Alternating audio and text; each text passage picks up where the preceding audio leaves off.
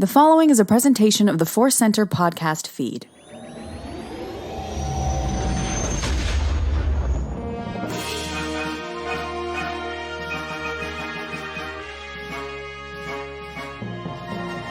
From the center of the galaxy, this is the ForceCenter podcast feed, and this episode is a special ForceCenter Reacts, reacting to something right on Star Wars Day, May the 4th. There is a new poster for the Obi-Wan Kenobi television show and an official trailer, and we are very excited to discuss every little bit of both of those things. I'm Joseph Scrimshaw. I'm Ken Napzok. I don't even know if I sang that right. It's just Imagine Duel of Fates blaring out of your speakers right now. What a fun day. Star Wars Day. We kind of thought we're going to talk about what we thought might have happened today and what actually did. But hey, you know what? What a good time to be a Star Wars fan. Absolutely. I knew that there was going to be a lot of things popping up on Star Wars Day. I already had some plans of things that I wanted to watch and read and do. And then I got up right away and was like, oh, yeah, I forgot to leave enough space for all of the excitement. I'm happy to reschedule for Kenobi. Let's dive right in there, Ken. Did you expect this Kenobi drop for Star Wars Day, or were you surprised, caught off guard in any way by the new poster and the new trailer? It's so interesting. Not surprised at all, but not in that prediction way. Not like I just in my soul knew it was happening.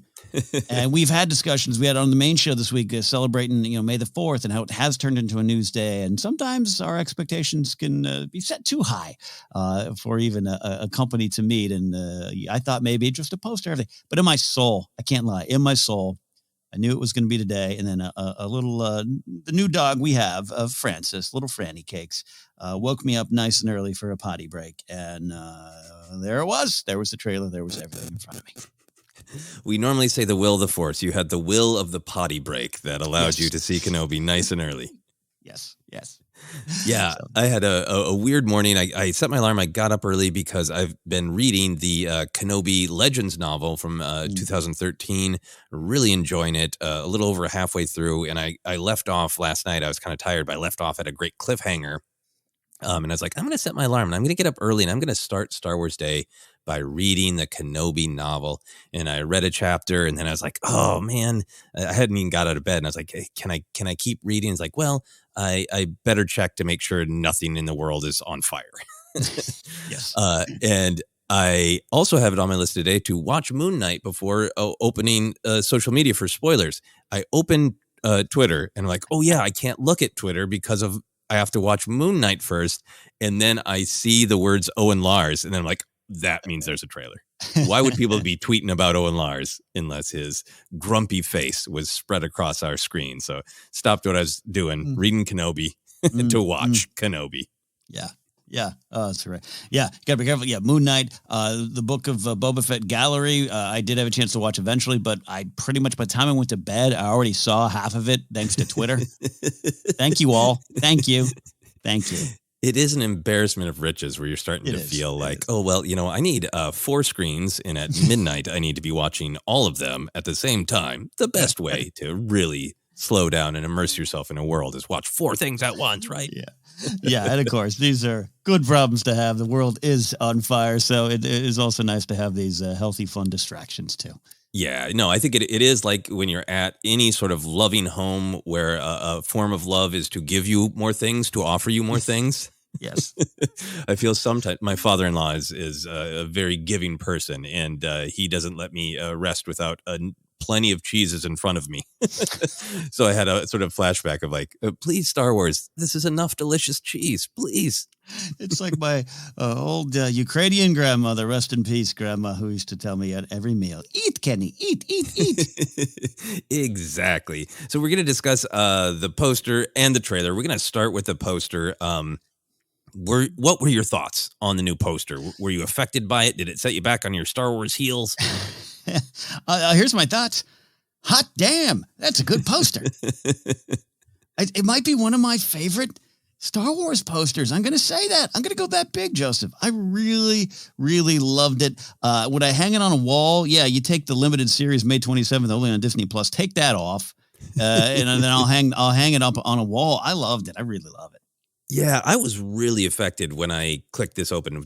Once I saw Owen Lars' name was floating out there, I was like, okay. And I went to my email and I saw the press release and opened this up. And I just stared at this for a while. They do such a great job with the posters. There's a ton that I've really enjoyed. But this one, too, just did it just shot up the ranking list of yeah, this might be my favorite Star Wars poster of the Disney Lucasfilm era. I think what's so great about it is it's a wonderful follow-up to the previous poster that you and I had a lot of fun losing our minds about on a podcast episode. Yeah. But it had this great, he's there in the distance. There's some iconography to him. He's kind of disheveled, but he's walking closer. You want to see him and know him, but he's a little farther away. And this is such a great, reaction to that poster that one is, he's in the distance and it's sort of a longing. Yeah. And this is just pushing in and going so deep, right? This is this literal scene inside him. This great image of Obi-Wan Kenobi, a little bit translucent, Vader on a cliff. But Vader also it's one of those things that's so on the nose, it shouldn't be so great, but you can be a little on the nose in images.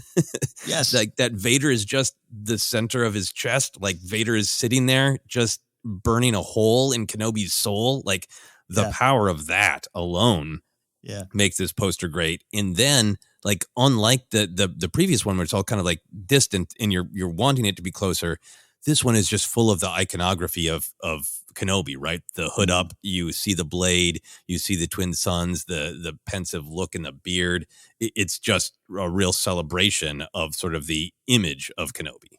Yeah, we have so much fun here in ForceCenter, diving deep, and we load up the wagon, and you lead us down the thematic discussions time and time again, Joseph, and we love that. But also, I think you and I both agree, sometimes we're just pointing out, this is what's there, don't you see it? And that's just having fun with ourselves when we say that. And I think this poster is so simple and so direct and so just purposeful with what it's saying that, I like saying sometimes, especially when I used to be on those movie debate shows, sometimes the answer is the answer. You don't need to work up anything. That it's right there in front of you. Vader's in the heart of Kenobi. It seems to be torturing him. And it's such a great shot, and it's everything we know, and it's everything we love. The lightsaber on the hilt, the hand kind of on it, but not ready for action. The twin suns that are burning him up quite literally, and the shadow of Vader deep in his soul. There you go. Enough said. It's right there. Yeah, that's what it is all about. And then in this era where sometimes the main posters for big blockbusters, MCU stuff, Star Wars stuff, even, just kind of one-off movies, they can be a little bit busy. That's what is popular right now. And the composition is always good, but it's not as stark how good the composition is. And we've been looking at the art of books, and I've been going on trying to justify the money I spent on my art degree, on my visual art degree.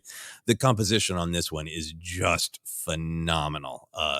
The way that the different angles of rhythm match each other, the way things are balanced with the sun's kind of pulling your eye up in one corner, and then the energy of the lightsaber kind of pulling down.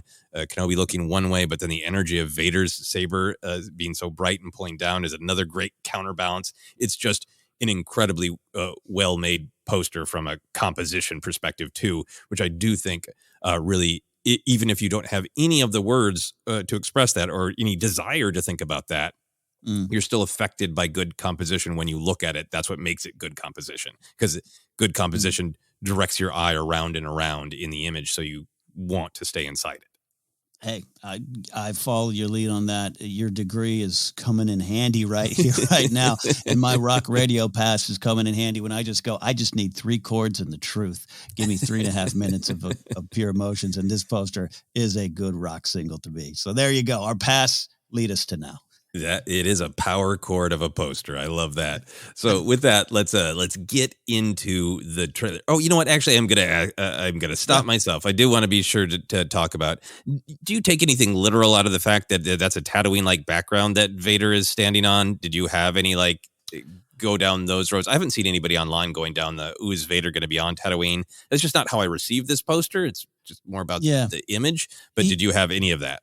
No, I didn't. And even though in some of the comics, the modern era comics, he has been there, and I could see that happening. For some reason in my head, I don't think I want Vader to go to Tatooine in this series, and that's always dangerous to say and putting a kind of obstacle in front of me in the story. So I think if I even thought it, Joseph, I think I blocked it out. I just think it's good use. It's a memory. It's a haunted vision, right? Yeah. Yep, exactly. That's the way that I felt about it. I feel like it's much more about the idea than any sort of literal clue. And I feel the same way. We'll talk about it a little bit more. I think that's one of the things that I'm sure the creators very mindfully balanced with Kenobi being discovered maybe on Tatooine. How you balance that with how many clues can Vader get that he should check out Tatooine more, I think is a careful thing to balance. It really is. All right, with that, I'm not going to interrupt myself this time. I'm going to say the whole thing. Let's get into that trailer.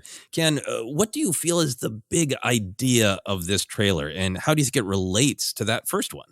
Well, the first one is I would describe as hope, right? That's the big hooking marketing hook there, I guess I should say. And I think if we can agree to that one, this one is the next step on the journey. It's fear. It's this idea that you can't escape your past, a line that's kind of almost literally said. And as you start on your own kind of hero's journey, and in a way, Kenobi's got his like a little bit of a mini hero's journey going on to me. This is maybe the full monomyth, but it's just he's got his path, and it starts out with hope, purpose. You got to find that.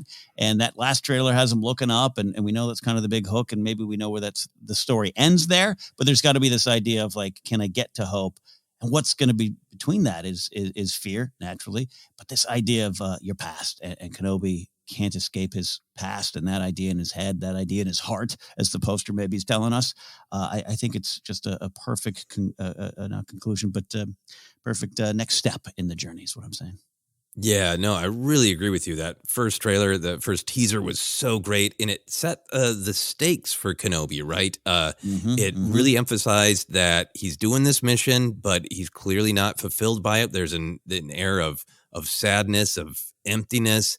The monologue about his desire to fulfill the Jedi Code, to see people in pain and to help them, and this kind of just horror that he can't, and then the sense of conflict that people are coming from for him, but it all ends on hope, right?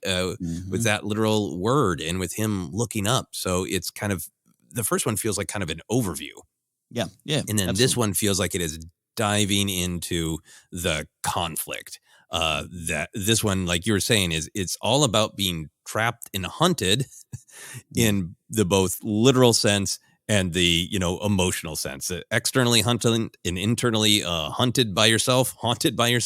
Yeah. But I love how much that this whole trailer is really about Kenobi's kind of inability to move. He can't go forward. He can't go back. We're going to talk, of course, about the Owen Lars scene that people are super excited about. But a lot of the trailer is explicitly he's being hunted even more than we realized. Inquisitors want him. Bounty hunters want him. Vader's like, no, he's for me, right? Yeah. Bounty hunters. So he's really like, this whole thing almost literally is, you can't escape. Those words are used, you can't escape. But then by having the Owen scene, it makes it internal too, right? He can't move forward to train Luke and to build this hope that he wants. Can't do anything proactive right now because Owen is blocking him. And he is haunted by his past. He can't move forward. He can't move back. I think it's just such a great combination of the literal action adventure of he is being hunted with how he feels. Like, I'm stuck. What the hell am I supposed to do? Yeah. Some of the, think of the words that keep popping up right in this trailer of hidden, not surviving. I know we're going to discuss those lines here in even just a second, but you can't escape. Big giant boxes being dropped around Kenobi's life, big cages, big prisons. That's absolutely clear. Dark tones to this. And you're right about the teaser trailer. It's a teaser, so it is going to feel it was so well done, right? That first teaser trailer was so great. So it is a bit of an overview indeed, and it ends in a little bit of brightness. This is a dark themed trailer to me. Like you said, setting up the conflict, the obstacles on the journey, and it just drips out of every frame for me. Yeah, there's a lot of foot on the gas energy, a lot of literal action, a lot of promise of even more action. But I think, which I'm very excited by, because I think there has been, discussion at times that this is maybe going to be a slower contemplative. We've talked in the past, even years ago, about, hey, maybe the Obi-Wan Kenobi film will be like Star Wars' first indie film. And this has clearly got the whiz-bang adventure of Star Wars. But the emotional stuff to me is tying to those big themes of Star Wars, that the past doesn't stay buried, and that your only way forward is dealing with your trauma. And I think that's been such a central part of the Skywalker saga. There's the practical part of the heroes' battles and the Jedi battles, but I like that the story is Luke has to face Vader, not only because he's, a villain who needs to be stopped, but because that's the only way Luke is going to ever be able to move forward. Rey has to face Palpatine. Luke has to face his fear and get off Octo in some way, shape, or form in order to face his fear. And I feel like this is really building up. Like, maybe the reason Obi-Wan is trapped is he just hasn't looked in the face of Vader, which is the face of his trauma, and he has to move forward. Yeah, I can't take that, because I just think you're so right. And that it's so dangerous, because with every bit of marketing, every bit of trailer, I'm just like, they're checking boxes that we kind of wrote down years ago, right? Just not just us here at ForceCenter, but a lot of fans of like, oh, let me tell you why they should do a Kenobi movie or a bigger Kenobi story. And so I'm so excited. Even just hear you talking about it gets me going, man, about important things like mental health, facing trauma, working through things with lightsabers. Yep. Like I said on the first trailer, that for some reason right now in the general state of world, somebody who is going through a very dark time, including just some malaise at this is all life is now. Yeah. The story of a person like that that looks like he's not showering enough, having a really hard time on the just day to day, and then he finds hope. For some reason, that's a story I'm real hungry for right now. So I'm excited for it. Even there was a photo that was kind of released last week, was it? Where it was even more of Kenobi to sweatpants without his shoes on. And I put on our ForceCenter Discord. I was like, I never thought I'd see Kenobi's feet, yet here we are. And there's just something about that shot of just a Saturday morning where you're like, it's 2:00. I guess I get up. Ugh. Yeah, I'm not Googling that site. I'm sure Kenobi's feet would return some results. But we're going to transition from how much we saw of Kenobi's feet to how much we saw in this trailer. Are you happy with the amount being revealed? Do you feel like you're getting to that point that we all talk about, where you're starting to connect some narrative dots, even from just little scenes that make you go, oh, if that happened at that place, then this is the next logical beat, that kind of stuff? Where are you with all that?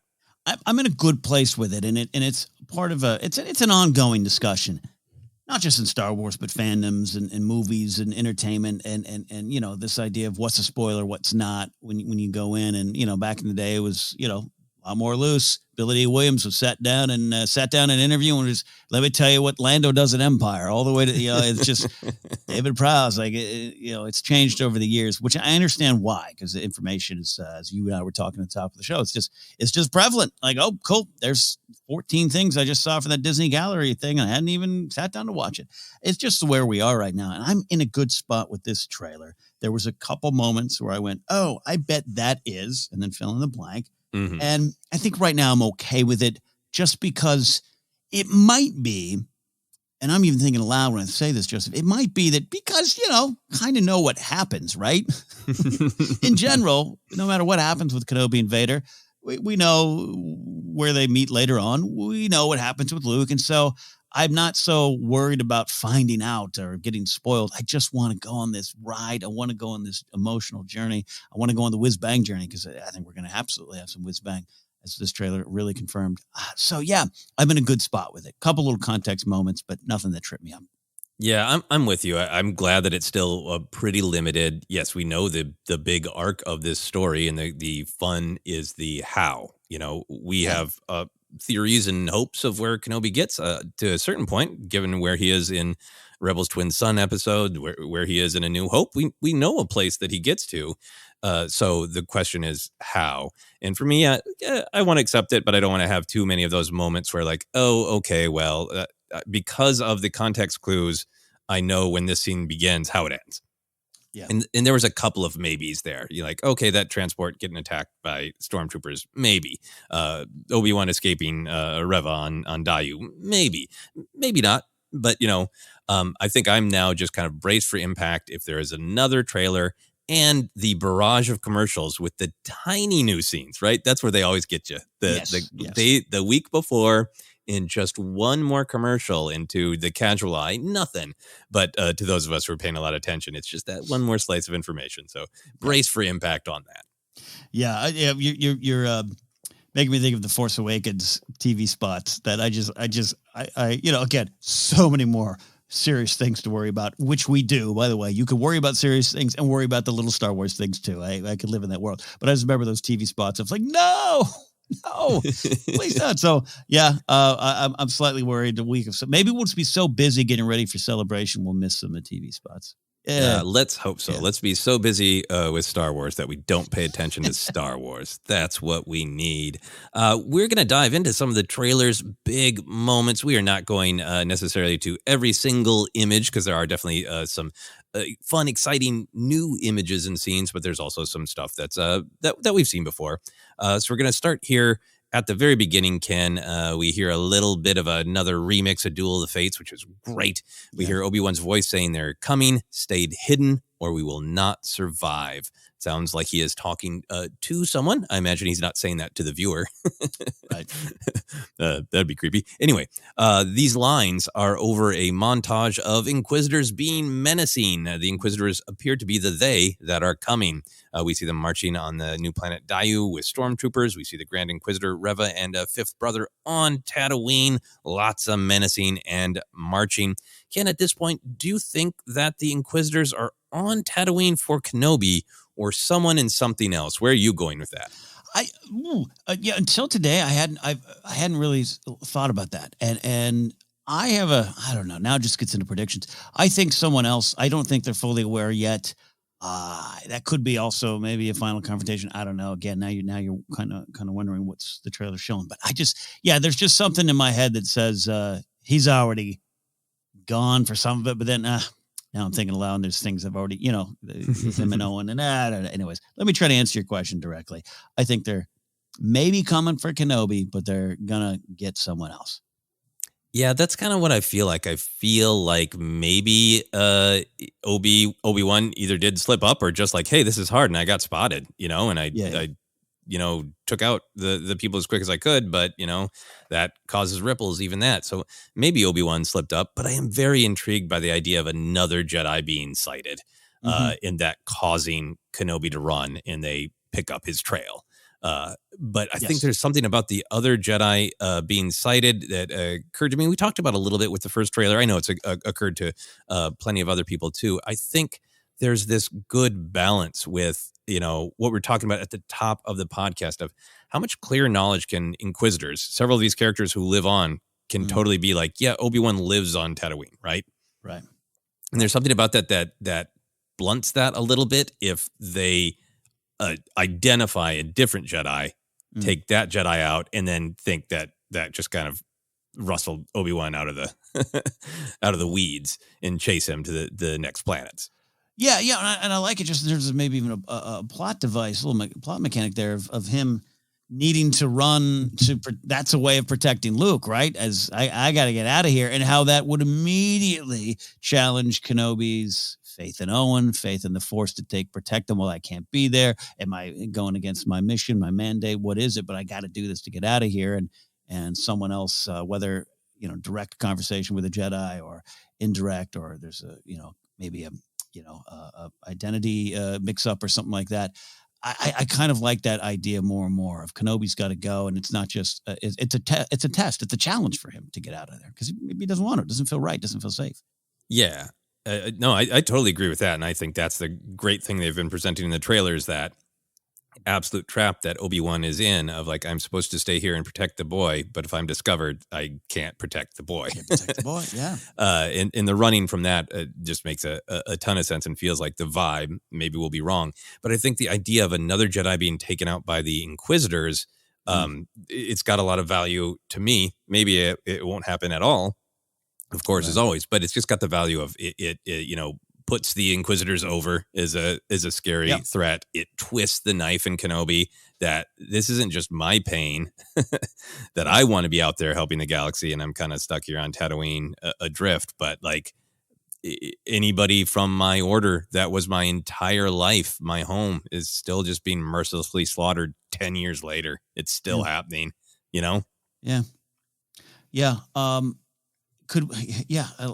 And who this, if we've seen some of the stuff in the teaser about maybe something that happens on the planet. So I'm trying to be vague for those who don't want to go down that path too much, but yeah, just that the Inquisitors thinking someone else is something, thinking that there's other Jedi or there is another Jedi.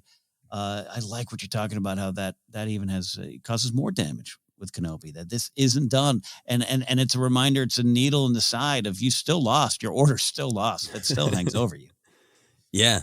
Yeah. I mean, even that we lost, monologue from the first teaser could absolutely just be for a trailer. But he could be saying that to another Jedi who's, found him and is rattling the saber. Like, we should do something. Yeah. So moving on, then we segue into Obi-Wan's complicated relationship with the Lars family. Hooray! We see the clip of Obi-Wan watching over Luke that we saw in the first trailer, then new footage of Owen Lars. He and Kenobi talk in a Tatooine town. Owen tells Kenobi, "Leave us alone." Kenobi replies, "When the time comes, he must be trained." Owen goes for the emotional jugular and says, "Like you trained his father?" Obi-Wan looks away, feeling the burn. This is the moment that I've seen people online already really excited about, really talking about. I think it's powerful because it's a moment that, fans have imagined, we've read versions of over the years. Mm-hmm. What is the power for you of seeing it on screen in modern canon with these actors, just seeing that moment? There it is. Really loved it. And, we can talk about some of the unintentional comedy at the end of the bit, which is actually, it made me laugh too, but also just the overall vibe of that exchange. I keep talking about, I have this kind of justice for Owen thing in my head, which is, again, he serves his purpose in A New Hope. He is a bit of a grub. He is, fear in front of hope. He is all those things. You and I have discussed that. But I also just kind of side with him a little bit on some of the argument. Like, hey, Ben, look at last time around. Let me know. I got this. Trust me. And maybe he is in over his head. That's probably true. But I just like that there's a little bit of him and of course, Beru. We do not want to forget Beru, who's so key. And we've learned more of her recently in the Queen's Hope novel and everything like that. There's a lot to that scene just to see him. And he's playing it with a little more grump in his voice, right? He's got a little more sun-drenched voice going than a little more sand in the throat. Yeah. A little more sand in the throat. I just kind of like it, and I just want to see more of it. I hope it's an entire episode of them just arguing. Yeah, I like the picture that, this conversation has been happening again and again over the years, right? Mm-hmm. So there's a power in that. I don't know. I think there's going to be a lot of moments like this in the Obi-Wan Kenobi series where there are moments that I've said that we've read in different iterations or we've imagined or people have written in their fan fiction. Those moments that kind of make a ton of sense in the story of Star Wars that you just sort of assume. And it's this very specific kind of pleasure hearing this, right? Like there's a pleasure when like something drops and it's new knowledge or a new idea and you never expected it, or it's a brand new character and it kind of takes your breath away. This is like a puzzle piece clicking into place. Like you've been holding this for, depending on how long you've been thinking about this, decades, going, I want to see that moment. Click. And it clicks into place. When I did children's theater, I worked with a wonderfully talented theater artist who had trained in Japan in traditional kabuki theater. And a lot of the shows that we did were informed by some of the things she learned. They weren't full traditional kabuki.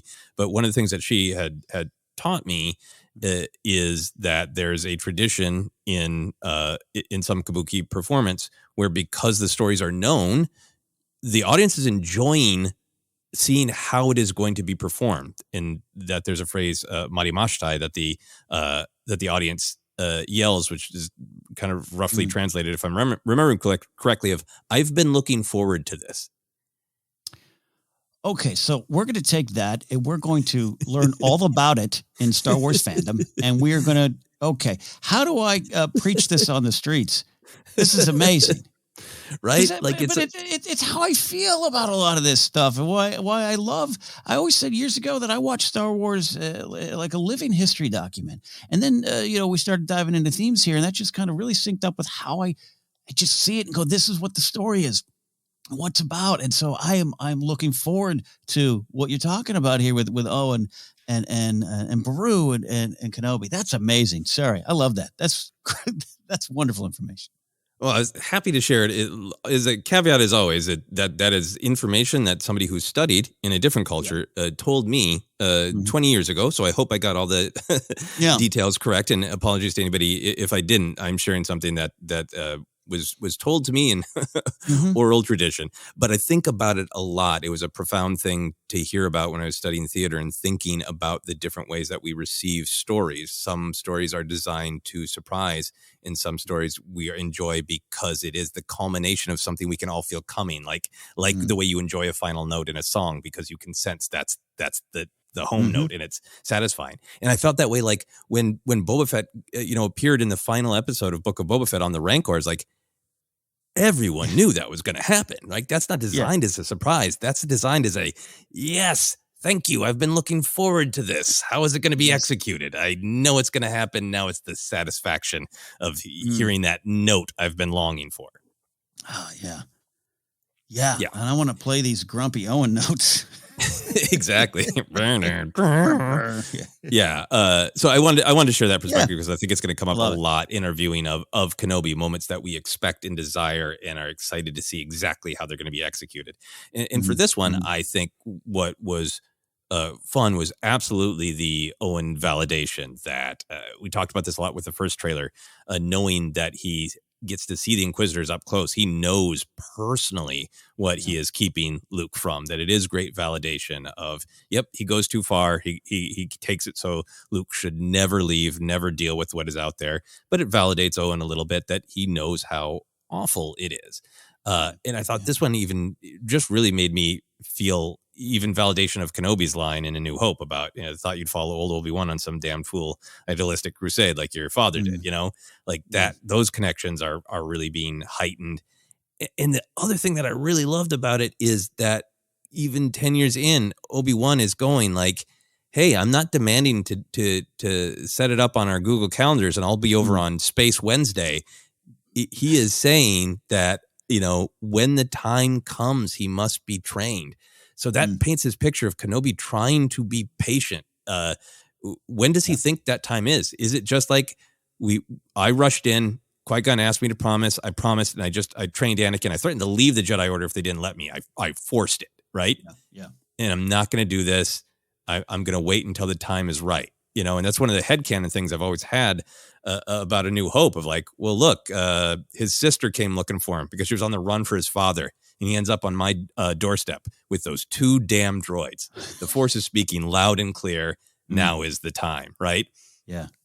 And it was fun to think he's frustrated here, but he's already in that sort of mindset of the time will be clear when he has to be trained. And the thing that he's not backing down on with Owen is I'm not asking to train him today. I'm saying he must be trained eventually. And that's what their argument is Owen is like, no, never. Yeah, no, I love it. I love this because that is pretty specific about when the time comes, and how we know Kenobi he's there for a purpose. He's always kind of had this in the back of his head, whether or not he fully believes everything. It was Luke that chose one at this point. Or is Anakin still the one? This is part of what we hope we're going to learn, or him turning the chapter, but turning the page in that chapter there. But man, I really love that what you're saying about him just kind of saying it's not now, but it's then, and how Owen in the back of his heart knows that, and he knows that when he's sitting down for that blue milk dinner with Beru and Luke when those damn droids show up. Like he can't face it. He doesn't want to, and he puts every obstacle in front of it. So I just like that, to draw that out, to attach this scene to what we're going to get later on, and that's ongoing debate. By the way, I feel this has been going on since the end of Revenge of the Sith. I think they look at the twin sons. They got baby Luke, and I think Owen turns around to Kenobi on the Opie and says, thank you. Good stuff. There's a bar down the street. We'll see you never. bye-bye. I think this has been an ongoing debate, and I can't wait to actually see it more and more. Yeah, no, I mean, I would be fine if that conversation is, yeah, absolutely, we will take Shmi's grandson. We never want to see you again. That's part of the deal. Bye. Yeah. And there's been an ongoing discussion. Yeah, it is. And how Owen, again, doesn't want to face it, which might explain where he ends up on some of it, unfortunately. Yep, absolutely. All right, hard to move on from the Owen conversation because great. Did you have any other thoughts? You wanted to talk about that beat at the end. We didn't really focus on the burn like you trained his father. Yeah. But yeah, so let's touch on that. I mean, I think for me, it is, I think in some ways that's the most like, yes, I have been waiting for that because that's the obvious thing to give pause to Kenobi. Had these conversations for years. Why didn't Obi-Wan and Yoda do something? Why didn't they rest up and, go out there and make a difference? And I think this is part of what holds them both back is this acknowledgement that we made a mistake. So, Obi-Wan wants to push and go, let me train him. He's the future. I got to start him young. And then the logical counter argument is, well, look what happened to the last person you trained. So it's so what it should be is what gives it its power. It is. And the unintentional comedy just comes from not even the edit of the trailer. Well, it might be the edit of the trailer. And I really like how it works. And I always say it's fun. It's fun to poke a little fun at Star Wars. It is a total ooh moment. Like you want people in the playground to be like, Owen's got you there. And it plays like that. And I am okay with that. I've already seen some memes go around. I've already seen some people having fun with it. And it just, I don't know, just kind of adds to what the scene is actually in a way. The comedy that's coming out of that beat, which is probably not going to actually be in the show once you get the full context. It just heightens my excitement for their interactions.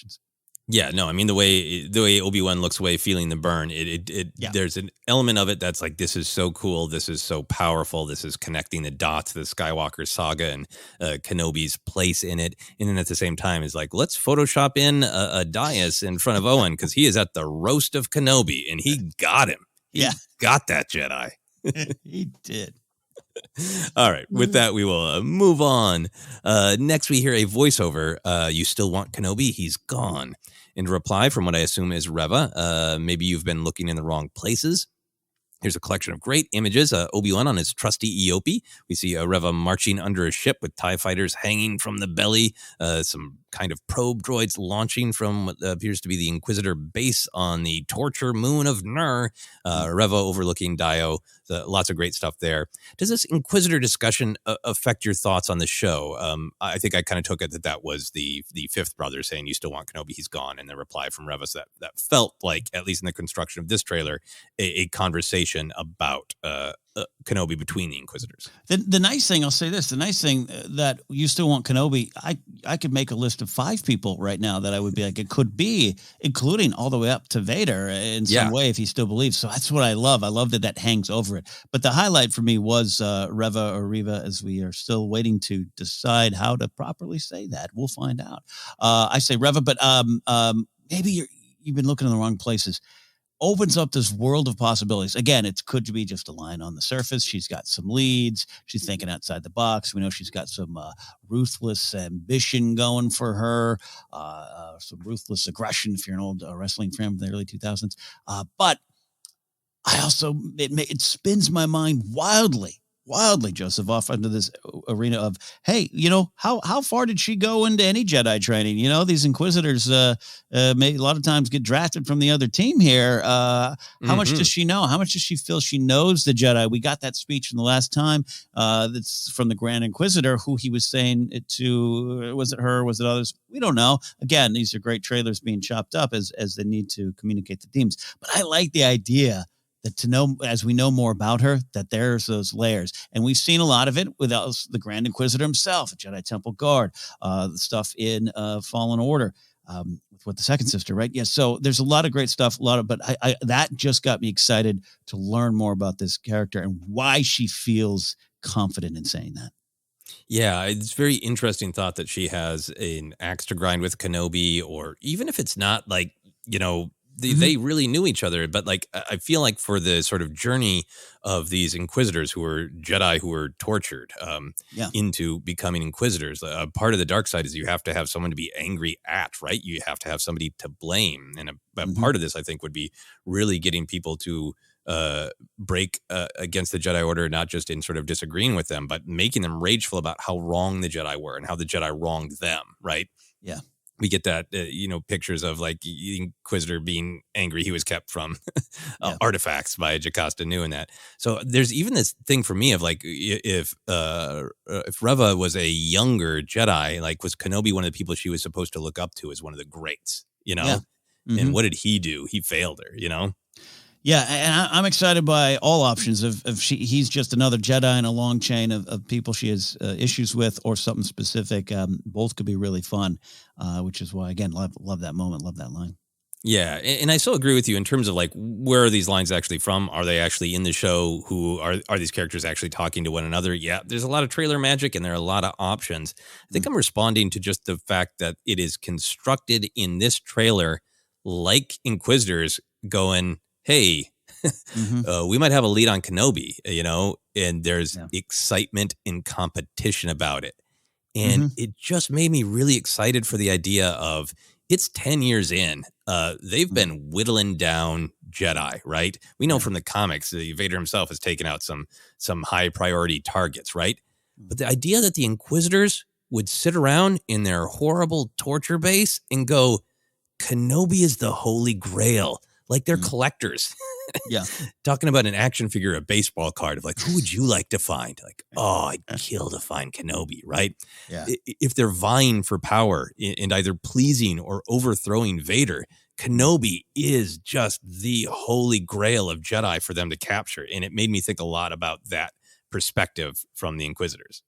Indeed, if it's Kenobi's head that you want to put up on your Inquisitor dorm room wall to show that you've made the kill here and rise in the ranks, and I'm sure I'm not expecting Palpatine to address the Inquisitors here, but just you want to prove your mettle. And we've gotten that description already from Reva. I think. A little bit of a climber, a corporate ladder climber, if you will. So all that can factor into what we're talking about here. And yeah, some of these lines could be from Rogue One for all we know, the way trailers work. But yeah, just the way it's put it together sets that up. You talk about building the stakes last time out. I think these stakes are being raised. Yeah, absolutely. Any of those images particularly grab you in this section of the trailer? Anything? Yeah, the Inquisitors. Obviously, much discussion about what they look like. I'm sure that will continue. But I just go on gut reaction that Star Wars cool. You and I talk often about the reactions to these trailers and shows from our partners, Sarah for you, Grace for me, who are Star Wars fans. They live the life with us. They just don't host a podcast about it. I made Grace watch this trailer. Honey, you got to watch it. You got to watch it.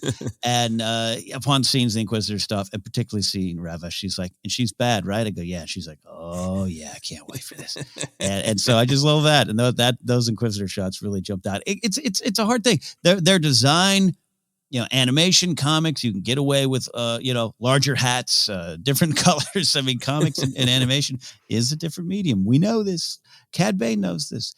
But man, I just think they're working. Overall, they're working. You want to debate head size still, a lot of stuff, great. I don't want to go down that path. I don't need to. I'm just seeing what I'm seeing, and I'm seeing what other people are seeing, and they're going to bring a lot to the story. And it's a fun thing, a thing that wouldn't have really existed if the story had been told a few years ago. Right? Yeah, absolutely. So much from Rebels and directly from Jedi Fallen Order. No, I think they look great. They look scary and they look menacing, and this great mix of the old and new in Star Wars. And that is what's exciting me. Of like, it's great and new to see the Inquisitors and a version of the Purge Troopers in a different scary base. Yeah. All on live action on screen.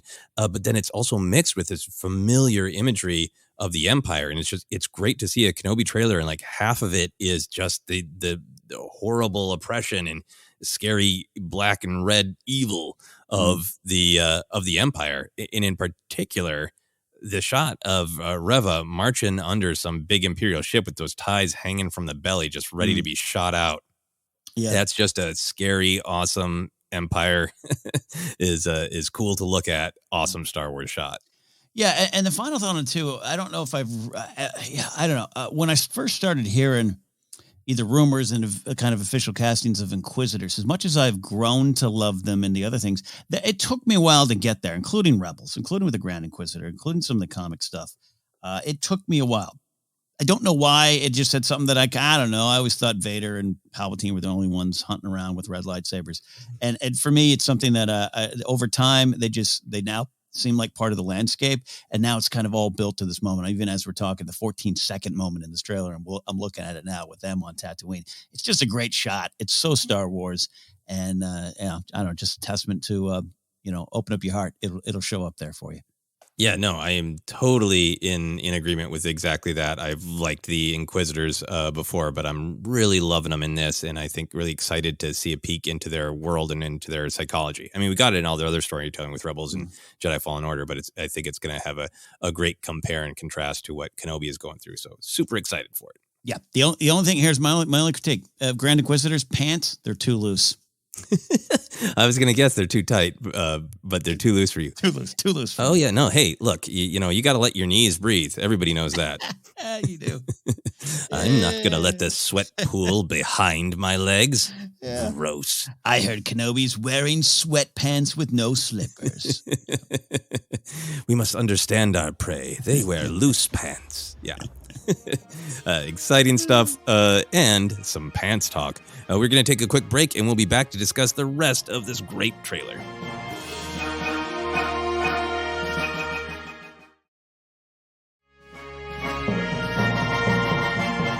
And we are back to continue our discussion here on Star Wars Day, May the 4th, of the new Kenobi trailer. We're going through the trailer in chunks, so we're up to this next chunk, Ken. Reva continues speaking, saying, I want every lowlife and bounty hunter to squeeze him. And then there are a bunch of really great images. An image of a Jedi General Kenobi from the Revenge of the Sith era in our world, on what looks like a big old hollow wanted poster. There is a 4LOM-like droid exchanging blaster fire with Kenobi, possibly 4LOM themselves. Obi-Wan is then fighting two figures in a hallway, including a Zabrak. Oh, the bad memories of fighting a Zabrak. Is this, we'll get into the individual images and characters in that, but big picture, I just wanted to ask you about this section. Is this an exciting revelation to you that bounty hunters are on his back too? Yes, you know why? Because you just need to add Grief Karga going, Kenobi, everyone here hates you. I like the idea. I like the idea that even if they think Kenobi's out there, right? Which you cut to Tarkin and him go, I don't believe it. I don't know. I would love the internal debate to be shared of who believes it and who doesn't. But even hey, put this poster out. Which, by the way, and I've seen people already make the joke, so we're getting there later in the day. But just the school photo day, the Jedi photo day. Kenobi, go take your employee badge photo. It's great. I love it. I want this poster. I want to hang this one on the wall with the aura badge. But I love that it's John Wick being excommunicated moment. It's the Mando, everyone getting the beeper moment of now everyone in the galaxy. We don't know if this guy's alive. Cersei wants Tyrion's head. You find someone that looks like it. It's up to you to search and cause problems. I really like that angle. I think it's really fun. Yeah, I think it's really great for a couple of reasons. I wasn't really expecting it. It makes plenty of sense if it is the sort of trajectory of like, they discovered Kenobi. They know he's a great prize and they want him, right? But the best way to get him is to just make noise. And I like the idea, like, I want every lowlife and bounty hunter to squeeze him. There's no thought that one of these bounty hunters is actually going to take him or get him, right? That they're just going to make him make noise and show himself. That's really fun and exciting. And I think I like the idea of bounty hunters being in this because it's also fun to think of Kenobi's attitude toward them, which is just, I think, mostly disrespect, right? Bounty hunters and droids. Kenobi's got some blind spots. He does. Well, he had that the great Clone Wars episode, Bounty Hunters, where he is taught a little bit more respect by Sugi. But I think in general, he's like, look, I believe in sacrifice, in nobility, in democracy, and striving to be the very best version of yourself. And not only has the entire galaxy collapsed under the impression of the evil of the Empire, but then these low-class, low-life, just degenerates who care about nothing but a buck. I got to have these fools on my back too. And I got to try to take them out without making noise. Like, it's just a great Kenobi contrast, right? It really is. I love challenging Kenobi's blind spots. Anyways, that is. I just this constant pressure, and it's one of those things of just analyzing this in terms of potential plot and the plot device of it all. Like, I was all for Kenobi just sitting in the desert contemplating. But then I'd have to defend that to a lot of friends of mine who were like, and now to see, so like, you describe it so well, always as that whiz bang kind of vibe, but now it's just coming from all angles. I love that. I love that we're seeing Kenobi in blaster fights and putting in uncomfortable positions. And it's a good use of the Star Wars galaxy to me. Absolutely. I think it is really amping up like the action in the adventure serial stakes, and to see we've got a lot of great moments that we've been looking forward to forever, of Obi-Wan watching Luke, Obi-Wan being pensive in the desert, riding in Eope, and it's great to see him being pushed into action as well. Is super, super great. I also think that I'm curious to see how much this is going to set off a firestorm in fandom discussion of which bounty hunter are we going to see, you know? Mm-hmm. And I think we kind of just went through a round of that with Book of Boba Fett and got some fun answers in Chrysanthemum and in Cad Bane. And I don't even need it to be a bounty hunter we've seen before, but I do like the idea of a bounty hunter who has crossed paths with Kenobi before, you know? It looks like in the trailer it's just some lowlives are attacking him, but the idea of like, you threw me in prison once, Jedi, you know? Oh yeah, no, absolutely. That would be fascinating. I've experienced that in real life with some of my friends and the people they've arrested. Oh, it gets weird and tense fast. And I don't need it to be anyone I know. We're going to talk about the 4LOM of it all, or 4LOM, as I said in the 80s. I would love it. I'd love a Dengar. I absolutely love it. I'm really open to it there. It'd just be kind of fun. But again, just learning new characters and new figures to buy is also exciting to me too. Yeah, well, let's talk about 4LOM or 4LOM, or not Zuckuss, because, of course, the famous action figure confusion back in the day. Are you excited to see that character? Does that character feel right, if it is indeed that character, or 5LOM? 5LOM. Mandalorian has affected me in good and maybe even bad ways about some of that, where maybe you're so keyed up on, we're going to see IG-88. Oh, it's IG-11. But then you grow to love IG-11. So it's like, it's a lesson. Star Wars fans, that balance of a name we know and a name we're going to learn. I understand sometimes there's two sides of the argument to fall on.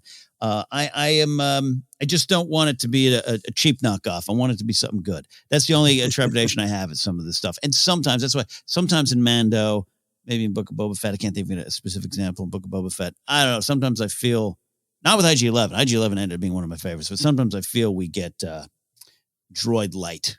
Like it's 4 light, and I want the real thing sometimes. This is just my personal taste on it. So, anyways, I wouldn't mind it being the real thing just this once. Yeah, I think if I had heard about this, a year ago, if it had, come out in an interview with one of the creators, like, it's going to be Inquisitors after him and bounty hunters, and we would have had rounds of who's going to show up, right? Yeah. And I would have been like, I want to be Boss. I'm sure Boss just hates Kenobi, right? Or, I love Embo. I want to see him live action. But I think for myself, because we just went through a round of this with Book of Boba Fett, we have had so many conversations of what are too many connections for different fans. We're already seeing Kenobi and Owen and Beru and Vader himself. That 4LOM, and even if Zuckuss was around in the shadows too, just feels like that perfect level of like, we, the fandom, are aware of them, but they aren't that sort of level of Bosk. That's actually a good point about there's a too high on the list to go, so to speak. Yeah, I agree. And I'm sure there are people out there where 4LM or Zuckuss are their favorite. I'm listening with a tattoo on, the Star Wars tattoo rule of any character. There might be a tattoo, so always put respect. I love those characters, but I feel like they would be kind of the right amount of something that fans have seen before without setting off some of these we have to have every character be familiar kind of conversations. Yeah, now I could be down for a roll call cameo if that wanted sheet goes out and you just do a smash cut of just every bounty hunter we know going, whoa, Dengar going, what's this now? Kenobi? I guess I'd be okay with that, I think. Yeah, okay. As long as he's voiced exactly like he is in the Clone Wars, for sure. Hey, you know what I want? I want like a younger Din Djarin going, oh, okay, I got to get him. That is exactly what I don't think is going to happen. Really? Okay. All right, fair enough. I really don't. Yeah. What was your first job, Din Djarin? Hunting Kenobi. Kenobi. Yeah. And wanted to be sure to we talked about that. Any other images in this section that spoke to you? I really want to know why this Zabrak is in a puffer jacket. I like it. I'm not against it. Made it out of a puffer pig. He's just got a very stylish, similar to a Mon Calamari and a pull-up, a sweater. A crew neck sweater there. I love that look there. Yeah.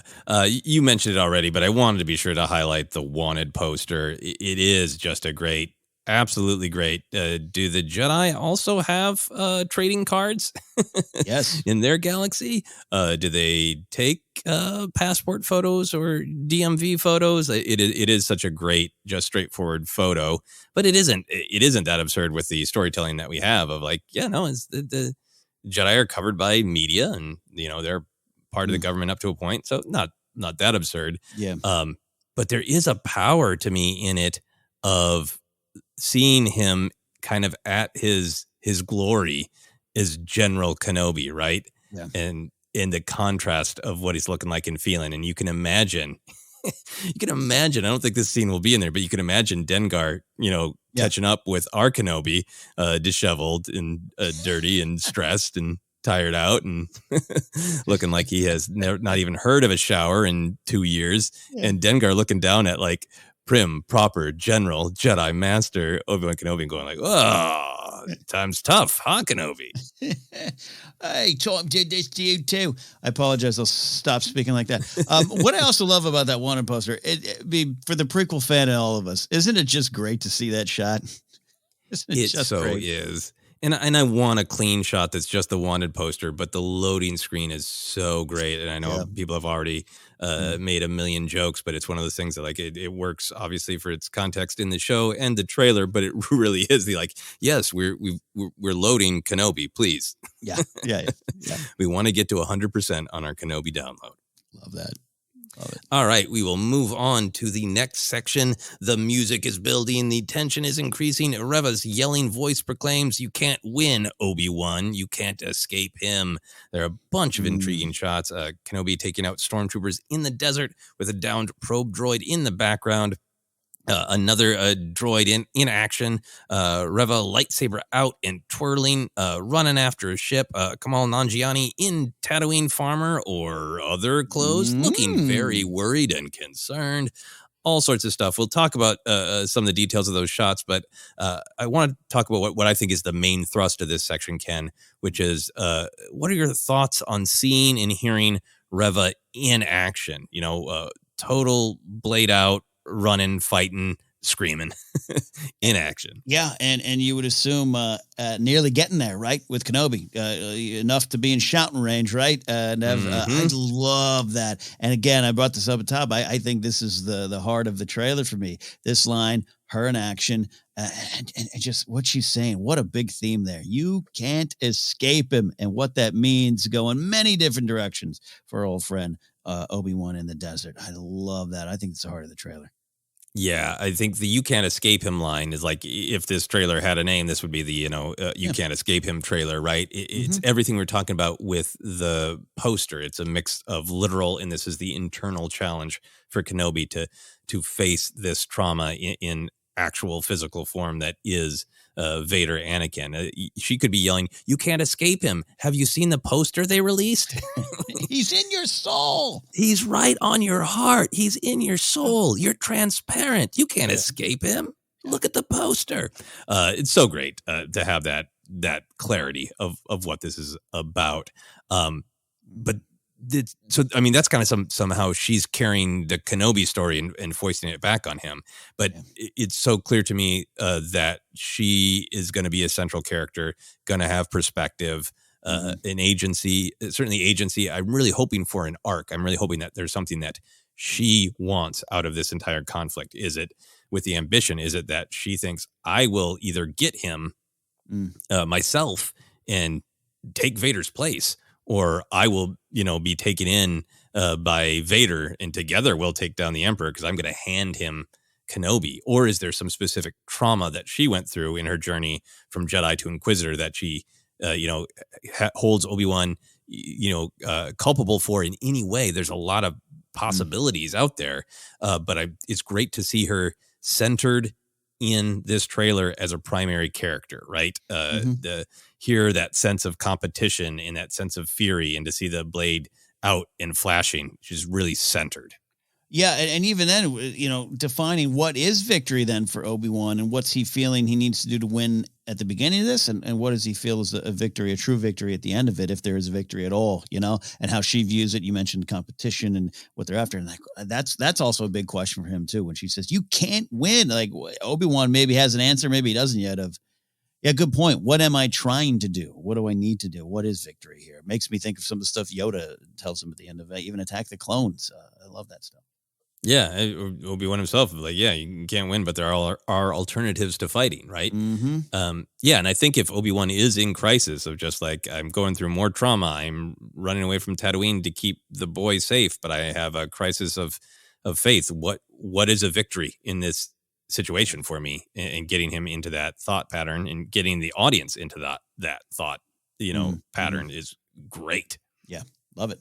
So, what do you have any theories about Kamal Nanjiani's character? Obviously, that one shot is the entire dialogue that Star Wars fans have had forever. Do the farmers dress like Jedi, or do the Jedi dress like farmers? Because the answer is extremely important to what characters Kamal Nanjiani play. I think now, and there's some interviews out there where he's like, "Hey, it's something kind of new," right? I forget the exact quote of him describing his character in very general terms, and I'm thankful it's him. I'm thankful, if he had been a CGI robot, a droid, something like that, and that had been predicted, it would have been. I'm sure it would have been great. But I'm glad it's him. I'm glad we get to see him act, emote, be in the center of the scenes here. And I got this idea that I'm not on an island. I know I'm not alone here. I think he's a Jedi, and a Jedi who's given into fear, former Jedi on the run, and maybe a case of mistaken identity. Maybe he's trying to help Kenobi. Maybe Kenobi's trying to reach out to him, and maybe he has a bit of an arc. Maybe he has a bit of a growth point, or maybe something else happens. I don't know. But I somewhere just seeing that road, that's the first thing I think of, and the first thing I go to and want to kind of see play out.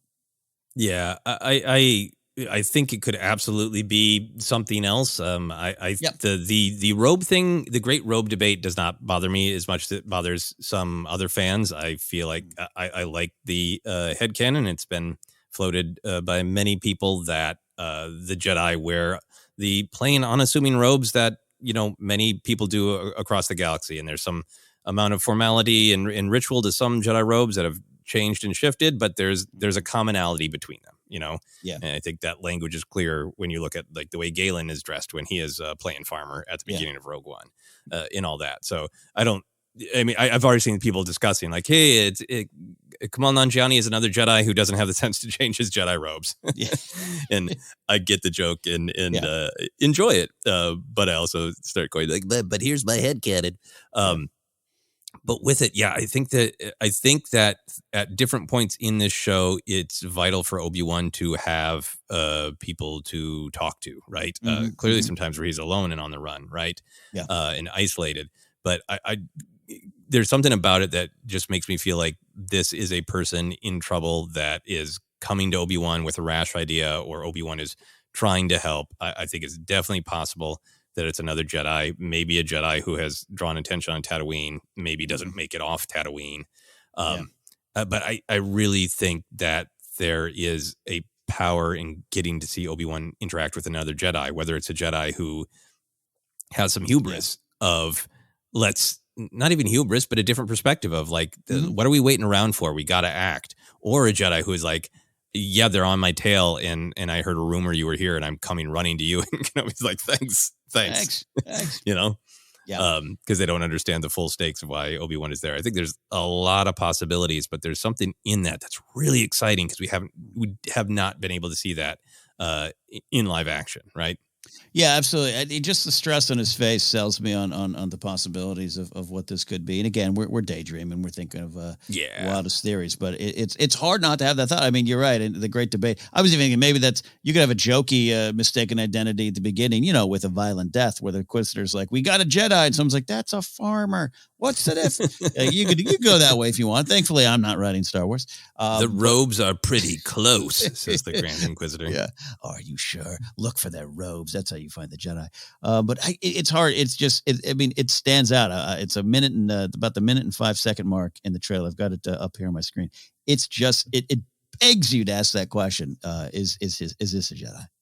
Yeah, absolutely. I also think that there's a possibility that he fulfills some of those same roles of somebody who is desperate and needs help and is coming to Obi-Wan, even if he isn't a Jedi. 100%. Yeah. There has been Kitster debate and Kitster discussion. How are you feeling about that these days?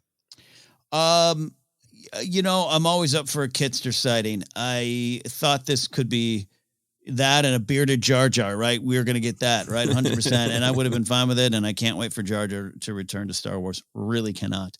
I love that idea. I'm starting to think more and more now's not the time. Yeah, no, I mean, I think for me, the thing, it's a fun observation and joke. There's that part of me that's like, yeah, no, I would want it to be done respectfully. The part of it that's intriguing to me is Obi-Wan thinks he's just on the run with some person, and this person brings up that they used to know that Anakin. There is actually some emotional value of that conversation. I don't think that's the case, but and you just brought up a good point too to remind even myself in the canon, like Obi-Wan and Kitster probably didn't meet. No, probably didn't meet. He was back on the ship, so yeah. Yep, exactly. All right, so in this section, there are some great shots, many intriguing ones. Do you have any reaction to any of these particular shots? So I do love the thing going on there with I think it's even in the last section too, and just more of the stuff with Reva. It looks as though a fight on the base, a fight on Fortress Inquisitors, is really interesting to me. That's where she seems to be spinning those blades at. So just that, but that was kind of the previous section. But even now, just where she how involved, like you pointed out, and kind of. There's a little bit of desperation in her voice for that moment, maybe so close to her goal, everything, but the pain, whatever's going on with her. I love that little scream. I love that moment. I love what she's, chasing Obi-Wan, everything about it. It's a special kind of Star Wars action I'm looking forward to there. Yeah, absolutely. Very excited to see the number of lightsabers flashing in the different locations, making you go, ooh, what's happening here and when and why? But man, the Kenobi fighting stormtroopers on Tatooine and with a blaster, this is another one of those. I have been looking forward to this moment. Yeah. Of that, this is something that imagine acted out with action figures. There's something to me also, I've told this story before, like when my brother and I were young in between the movies coming out, and we had our action figures, like we had them fight with lightsabers and their blasters, but we had them like punch each other and flip each other. Yeah. And when Return of the Jedi came out and like Han is actually flipping stormtroopers, we're like, wow, they're finally doing it. What we do with our action figures. Right. Yeah. So there's a part of me that's always sort of excited to see like stormtrooper fisticuffs and flipping them around like he's doing. It's just it's hard for me to put into words of like I did this with my action figures and now I get to see it on the screen. This only really works for me if Kenobi takes an old boxing fighting stance with his arms out in front of him curled, and he does like they're going to fight in the streets of New York in the 1920s. I'm with you too. Again, it's no small thing as a Star Wars fan, and especially if you're a prequel fan who grew up and were 9 or 10 when those films came up. But even us old dogs have been watching these films and falling in love with these films more and more over the years. It's just fun to see Ewan McGregor with a blaster fighting stormtroopers, and we're about to see it. It's you can't overlook it. Just pure joy that brings. Yeah. Yeah. And the other thing for me is like we got a couple of blaster shots and that makes such great sense for the story of he's trying not to reveal himself any more than he needs to. It is building up the anticipation for the ignition of that classic blade in the trailers, which is absolutely great. But for me, it really builds up the Kenobi lore in my head of I've kind of got this headcanon for A New Hope that, hey, look, the time has come. I'm training Luke. I'm getting off planet. I'm not hiding anymore. So when Ponda Baba and Dr. Evazan start something, I think, he hasn't ignited that in a while. Like, obviously, he fought Maul. But, like, when you're just watching Star Wars for the first time, or just kind of watching it casually, it's like, well, yeah, he's a Jedi and he has a lightsaber, and that's the way for the audience to learn how lightsabers work and that they don't make you disappear. Right. They cut your limbs off. But then when you kind of look back at it, it's like, why is he using his lightsaber blatantly in the cantina? That's a choice. That's the choice to say, you know what? The Jedi are back. It's time. It's time. Now is the time. Got a lightsaber? Now's the time. I like that look. Yeah. Yeah. So to me, that all of that is sort of built up by how long does he have to use these blasters that he doesn't like, and it builds up all the Obi-Wan stuff we know of, the clumsy or random as a blaster. Like every time there's a shot in the trailer where he misses. He's pretty wide shot. And you think, clumsy and random. Yeah. This is why I hate blasters. Yeah. Yeah, exactly. Don't need to lean into it too much, but it's always in my mind. All right, we're going to head into this final thrilling section. Reva's scream of "You can't escape him" leads directly into a shot of Vader's mechanical arm attaching, more Inquisitor marching, more troopers taking aim, including what looked like a version of the Purge troopers. And then we see Vader's chest plate snapping directly into place, directly into his chest, and those buttons just lighten up. And finally, over the heavy breathing of the Dark Lord, Kenobi's shadowy face looks up.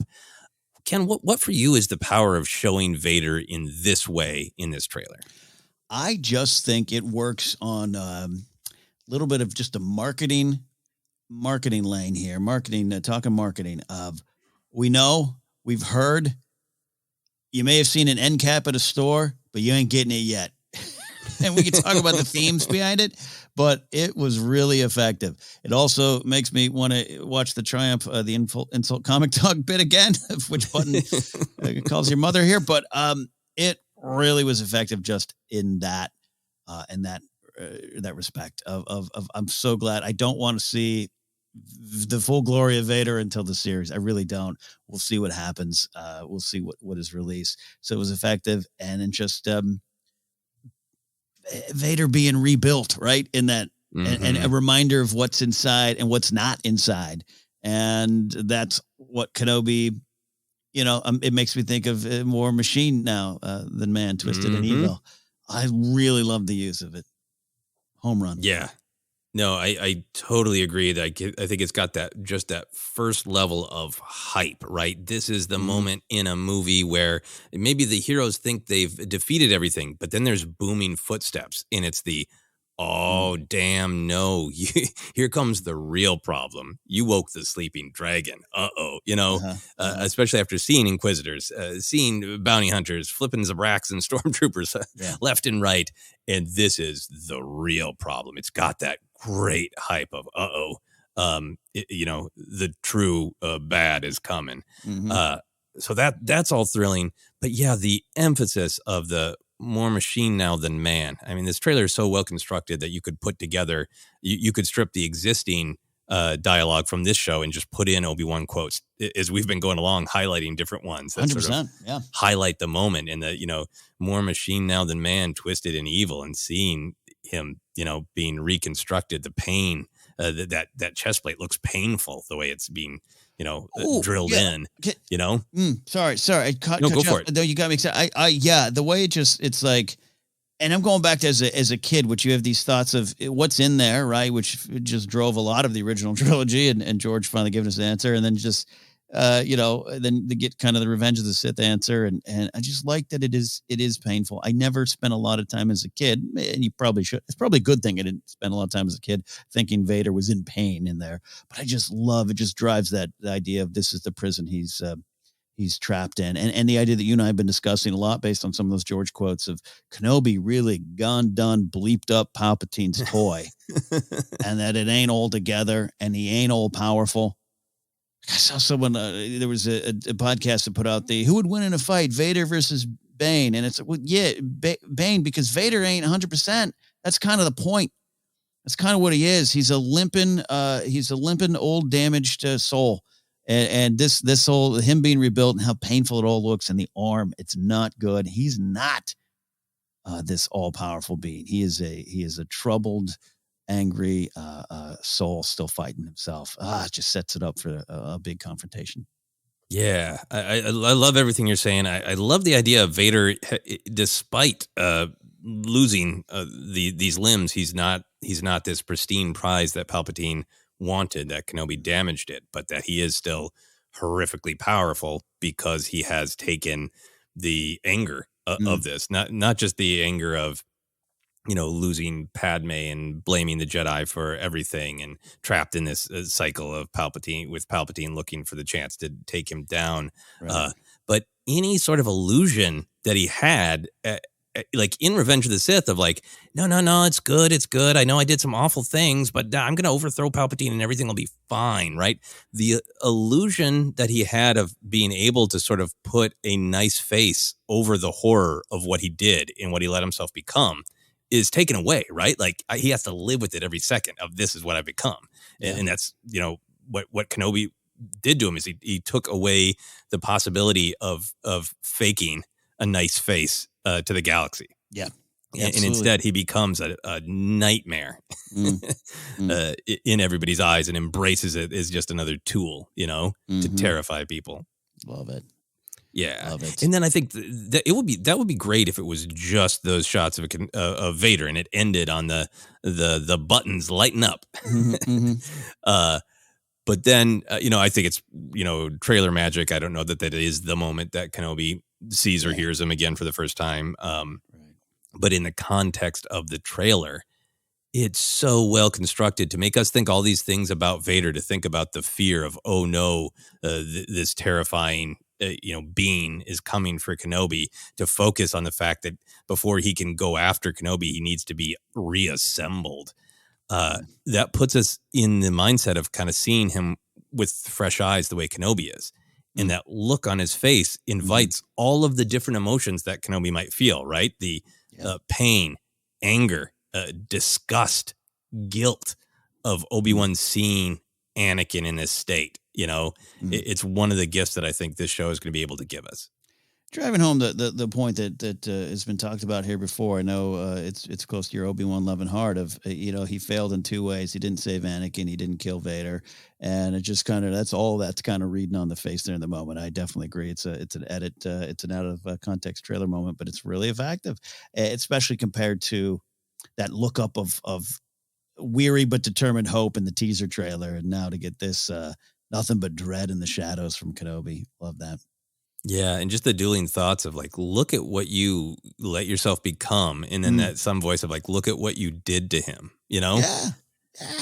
and having to deal with that. And I think Obi-Wan ultimately comes down to like, Anakin made his choices, right?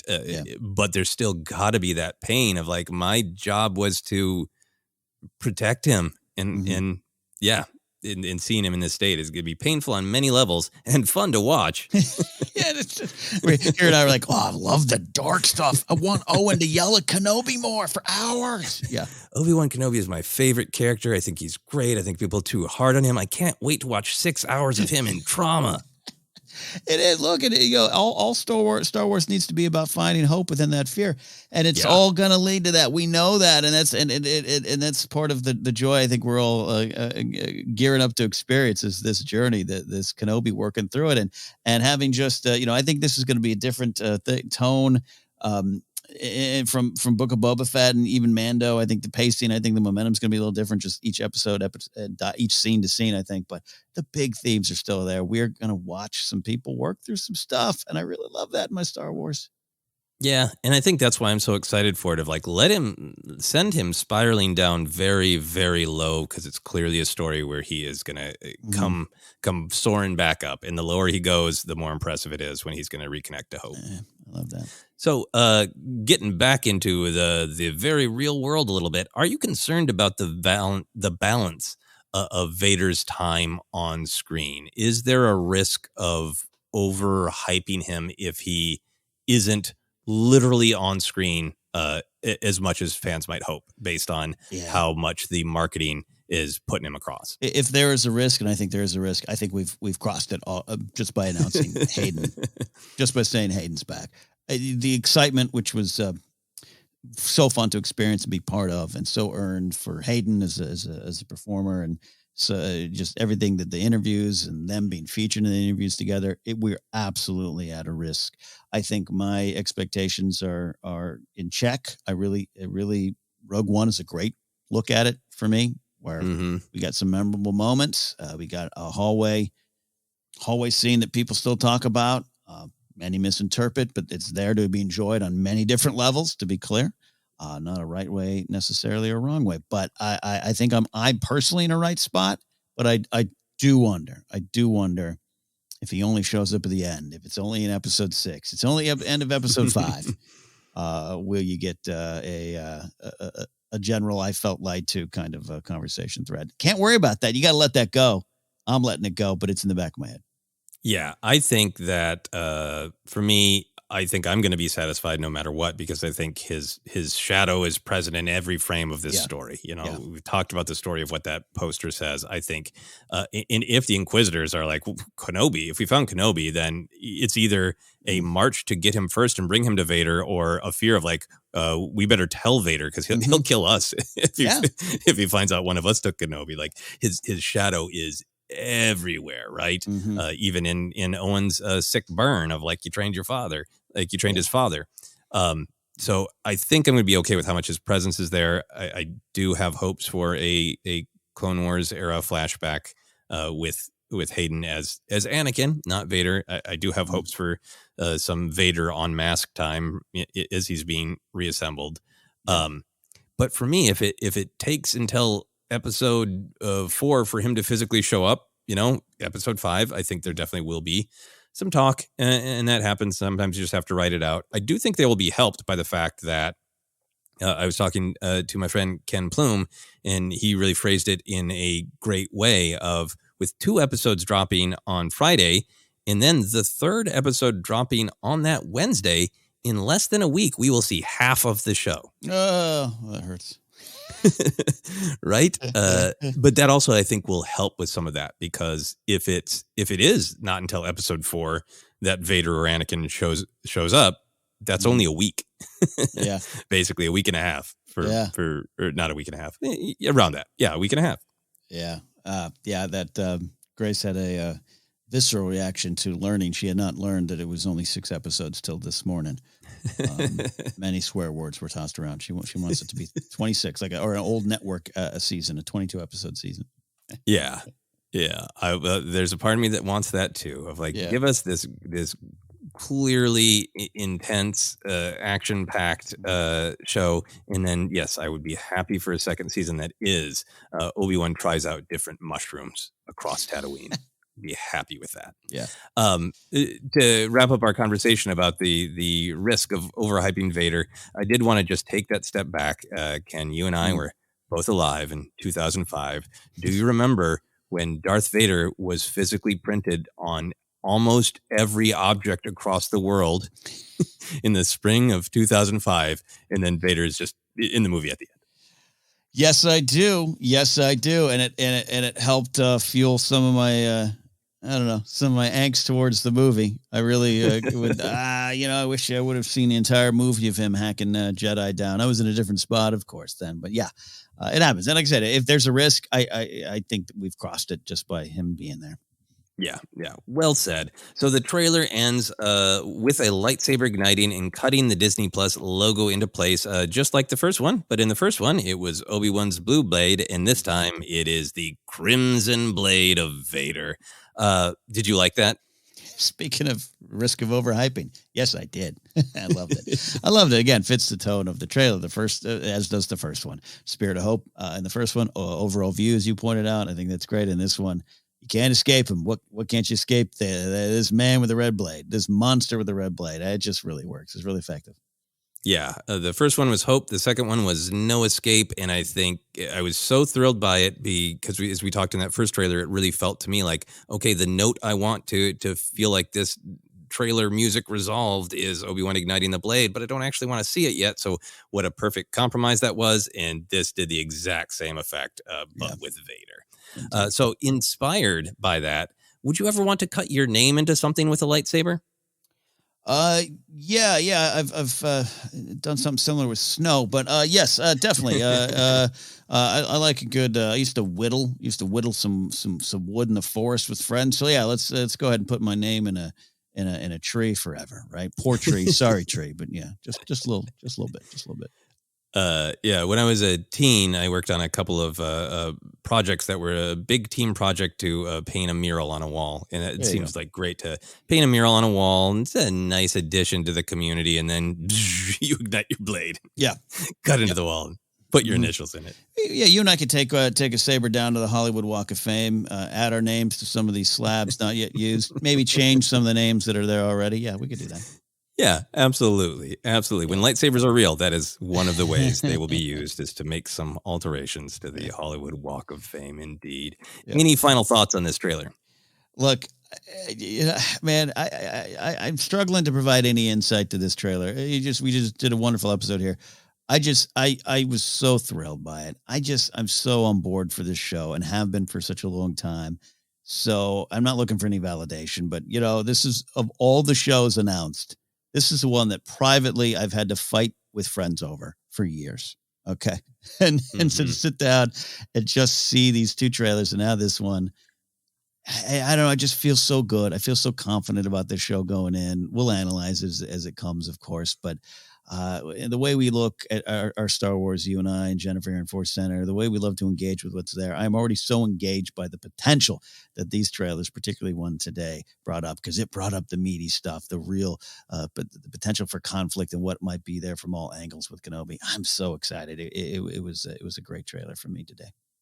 Yeah, I'm in the same place. Kenobi is one of my favorite characters. I really loved Ewan McGregor's performance for a long time. I really wanted that movie to happen because I just really wanted a chance to see Ewan McGregor back in the robes. And I've always been on the perspective that there is a vital moment to tell of Kenobi of, yep, he's going through the motions of what he believes this mission is, but how does he find belief in it? And how does he get past his failure? And seeing that they're really tackling those things head on is so great. And to see really with this trailer, it was there in the first trailer. It's been there in a lot of the interviews, but with this trailer being so just exciting, just tense and thrilling, there's something about this one that for me, I am hungry for lots of new in Star Wars. I'm hungry for different stories. I think this one has a lot of new elements, but this one is just like coming home because it has on its Jedi sleeve this great mix of heartfelt, introspective, important, internal storytelling mixed with tense, thrilling, weird, whiz-bang serial adventure. And this one really drove home look at all the adventure and fun and the fact that it's gonna be both. It is Obi-Wan Kenobi dealing with his problems internally and very much externally, with lots of people after him. And that makes me so excited. It really does. Absolutely. Yeah. We always say it's a good time to be a Star Wars fan. This is a day that I just didn't think we'd see years ago, especially when the movie was scrapped, all that kind of stuff. And yes, with the teaser trailer, now this and Vader. Oh my God, it's a great thing and a great time. Yeah, absolutely. So very thrilled. Thank you all for listening and joining us on this surprise, maybe not surprise, Star Wars Day, May the 4th celebration of a new Kenobi trailer. Ken, do you want to let people know where they can find us? Absolutely. We are the Force Center Podcast feed. We're on Twitter at Force Center Pod. We're on Instagram and YouTube as well. We're going to have a live Q&A on May 13th on the YouTube channel. Information, details to follow. You can also like our Facebook page at Force Center Podcast. Hey, if you want an audio book like, that new Brotherhood book from Mike Chen about Kenobi and Anakin in a different time in their lives, you can go to audibletrial.com/ForceCenter and get one on us. You can get merch at tpublic.com/user/ForceCenter. Find us on Acast, Apple Podcasts, Google Podcasts, wherever you get your podcasts, just search and you'll find us. And you can support us directly at patreon.com/ForceCenter. You can follow me at Ken Napzok or go to my website, KenNapzok.com for more. Joseph, where can they find you, sir? Yeah, you can find me Twitter, Instagram, TikTok is at Joseph Scrimshaw. In full Kenobi fever mode, I just shared one of my Kenobi action figures on TikTok, so check that out if you're interested. You can find all my other adventures on my website, josephscrimshaw.com. But for now, for myself, for Ken, for the driver's license space photo of Obi-Wan Kenobi, this has been Force Center.